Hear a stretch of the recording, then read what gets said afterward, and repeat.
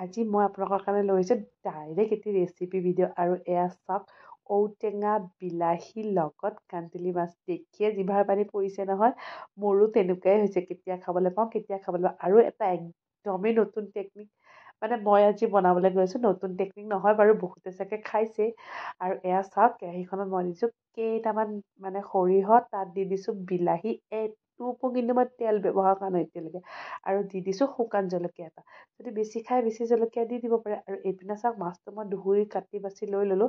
এইপিনে মোৰ বিলাহীখিনি সিজিয়েই গ'ল, একো তেল ব্যৱহাৰ কৰা দৰকাৰেই হোৱা নাই। অকণমান নিমখ দিছোঁ বাৰু আন্দাজ অনুযায়ী। এইফালে চাওক, মই ঔটেঙাখিনি আগতেই কুকাৰত বইল কৰি লৈছিলোঁ, আৰু সেই বইল কৰা ঔটেঙাখিনি অকণমানকৈ চেপি এনেধৰণে কেৰাহীখনত দি দিছোঁ। আৰু পানীটো সদায় জোখমতে দিব লাগিব, কাৰণ কি মাছখিনিতো উতলিখিনিয়ে সিজিব লাগিব, যিহেতুকে মই মাছখিনিও ফ্ৰাই কৰা নাই। বহুত দিনৰ পৰা ভাবি আছিলোঁ যে বইল মাছৰ ৰেচিপিটো খাম, বইল মাছৰ। আৰু এনেকুৱা মাছৰ লগত নহয়, এনেকুৱা মাছবোৰ তেলত ফ্ৰাই কৰাতকৈ যদি এনেধৰণে বইল কৰি খোৱা হয় নহয়, খাবলৈও বহুত সোৱাদ হয় আৰু তেল ফ্ৰী এটা সুন্দৰ খানা হৈ যায়। যদি আপোনালোকে এতিয়ালৈকে বনোৱা নাই, তেনেহ'লে বনাই খাই চাব। এয়া চাওক, মোৰ একদম বইল মাছৰ ঔটেঙা বিলাহীৰ জোল ৰেডি হৈ গ'ল, আৰু এই জোলখন দেখি মোৰ পূৰা জিভা পানী পৰিছে। মই খাই লওঁ দেই।